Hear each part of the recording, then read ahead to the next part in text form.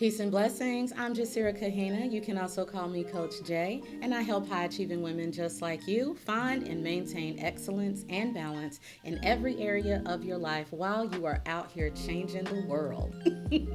Welcome, welcome, welcome. Today, I'm excited about this message and this topic. You heard me bring it up a little bit in yesterday's video, but today I want to talk about the importance of starting off your day with a routine. Now, if you listen to anyone who is considered a giant in any industry, and you listen to some of the things that they talk about doing that have made them successful, all of them will tell you that they have some kind of a routine, something that they have done to create self-discipline and consistency, and how they started off first thing in the morning.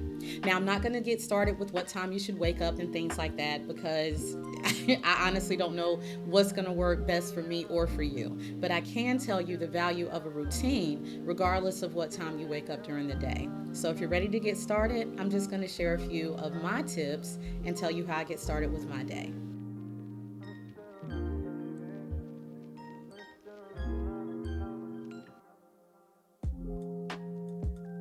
All right, so the first thing that I do each morning is start by reading. Right now, it's between 45 minutes to an hour. I'm hovering around 45 minutes, but at least a half hour every day. So I will wake up and I will grab my physical book if that's what I'm reading right now. I will grab my Kindle if the book that I'm reading happens to be on that device.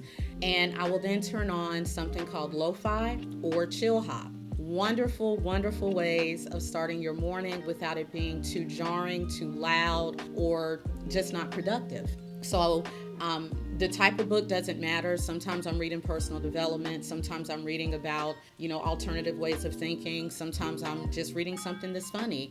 It doesn't matter. I'm starting my day off by reading a book, and that allows me to slowly wake up, slowly get my senses in check, and get myself ready to start my day in a productive way. Now, let's go to the second thing I do. Now, the second thing I do is meditate.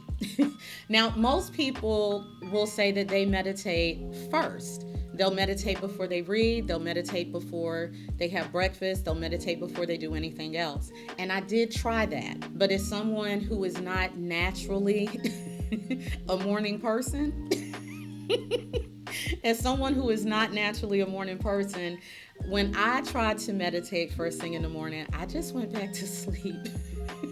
It didn't work for me. So the beauty of me reading while listening to lo-fi and chill hop versus something a little more energetic like, hip hop or something like that. The beauty of that is I'm up just enough that I can stay awake and alert, and I've already done something productive. But now I have just enough energy where I can focus on meditation without focusing on going right back to sleep, since that was the first or the previous activity that I was doing right before I started meditation. So right before I started meditating now, I have read, I have listened to some music. My mind is now in the process of getting ready for the day instead of thinking it's time to go back to sleep. So if you're someone who has had a huge problem getting up and meditating first thing in the morning, there's a chance that you're just like me. You are a natural night owl. You would prefer to stay up all night if you could, but that's not what's best. So you're making the effort to go to bed at a decent hour and wake up at a much more decent hour. But your mind is just, your nature is still your nature. And so I have decided to look for ways to work with my nature versus against it, as that just led to me being frustrated, discouraged, and never really getting anything done with my day. So if that sounds like you, this might be something you want to try. All right, before we get into number 3 and 4 of how I start my day, let me remind you guys that we have the Yes I Am and Yes I Can 5-day cohort starting on Monday. So today, 11:59 p.m. Central Time is the last day that you will have the ability to register. I have the link in the description, and the cohort is designed for all high-achieving women like you and me who are willing to admit that they still struggle with imposter syndrome. I can promise you that you are not alone. So I want you to join this cohort, join the community of women who have already registered. Get yourself ready to have a lot of thoughtful conversation and, more importantly, networking and support from other women like you who also want to tackle this thing that can sometimes cause us to self-sabotage our careers, our relationships, projects, opportunities that come our way. Let's learn to get out of our own heads with other people who are ready to do the same, okay? I hope you enjoy it. All right, let's get back to number 3. All right, so the third thing that I do in the morning is grab my gratitude journal and I write 5 things that I'm grateful for that day.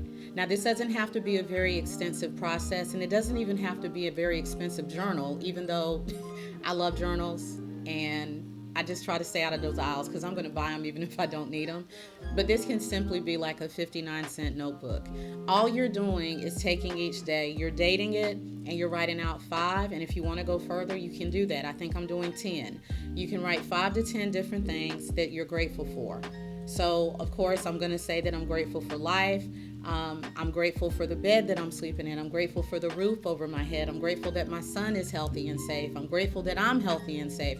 Whatever it is that's important to you each day, you want to write that down. When you start off your day being thankful for what you have a better chance of dealing with certain situations and obstacles that have not necessarily been resolved yet. You have a better chance of dealing with those from a place of empowerment versus a place of discouragement.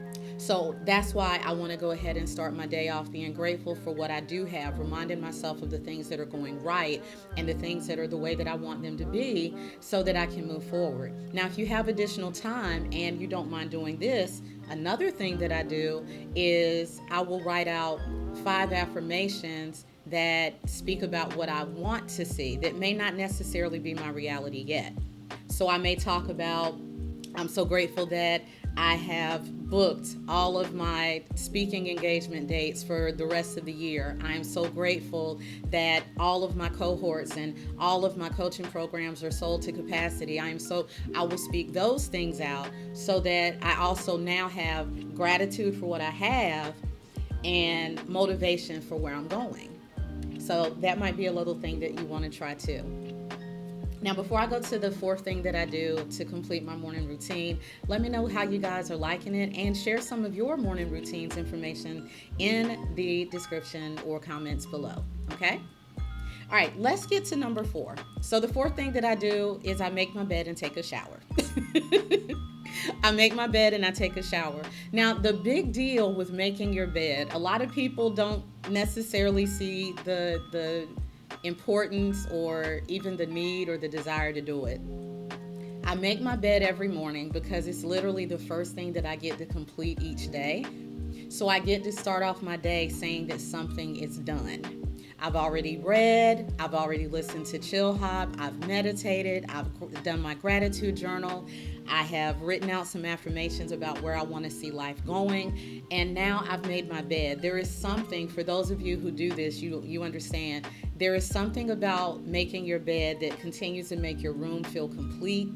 It makes your safe space feel organized and clutter-free. And I just like the feel of getting into a bed every night that's been made up throughout the day.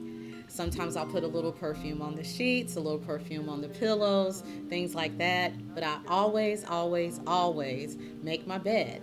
Now, while I'm taking a shower, this is where if I want to start listening to information that gets me a little pumped, or some hip hop that gets me pumped up and ready for the day, this is the time that I'm going to do it.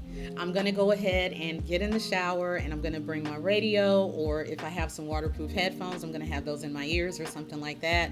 But I'm going to listen either to some affirmations that have a little bit of upbeat music behind them, or I'm going to listen to some affirming hip hop or some affirming, girl power music or something like that to get me ready for the day. And that is how I start my day off. So of course after this I'll go and get something to eat and stuff like that. Now, let me tell you something that you may not have picked up that I don't do. At no point during my routine in the morning have I looked at my phone. I haven't looked at it. I haven't checked email. I haven't checked text messages. I haven't gone to any social media. I haven't done anything on my phone yet. Why? Because I want to make sure that the time that I spend with myself in the morning is my private, sacred, special time. I want to make sure that I don't allow distractions. I want to make sure that I don't allow something to discourage me to the point that I don't want to read or don't want to do my affirmations or don't want to write in my gratitude journal. I want to make sure that that time is dedicated for me, my growth, my peace, my prosperity and abundance, and I want that time to be sacred. I do not share it with the rest of the world through any channels that require that I touch my phone or turn on my TV. All right, so that is how I start off my day. I hope you have got value out of that. And those of you who actually have your own morning routines, I hope you've already started adding them to the comment section, because as we build up this channel, I know that there will be more people coming and they would love to hear from other people just like you about how you start their day. You may be giving, or start your day, you may be giving them incentive to kind of pick a little bit from what you say and what I say so that they can develop a routine for themselves. And let me end by saying this: your routine can change. Don't put yourself in a position where you think that you have to do the same thing for the next 5 years. As you evolve, you may find that there's other things that you want to add, there's other things that you want to take away, there's other things that you may find that you don't need anymore. Just allow yourself to enjoy having a routine, but always make yourself open to evolve into a different type of routine. The more important thing is that you have one to start your day. Now, later, I will talk about what to do for a nightly routine, because most successful people have a nighttime routine too. But let's start off with the daytime first. Let's start off with how we start our day, and let's get to a point where we are super comfortable and where we're doing it just like we brush our teeth. Just that consistent, okay? So until I come back next week, I hope you guys have a wonderful weekend. Thank you so much for tuning in. Don't forget to hit the subscribe button. Make sure you hit the bell notification so that you don't miss a single episode. Hit the like button so that the algorithm knows that you're enjoying this content. And don't forget to check the description so that you can find all of the various ways that you can connect with me on the platform as well as on other social media channels. Until next week, you guys have a great day. Peace.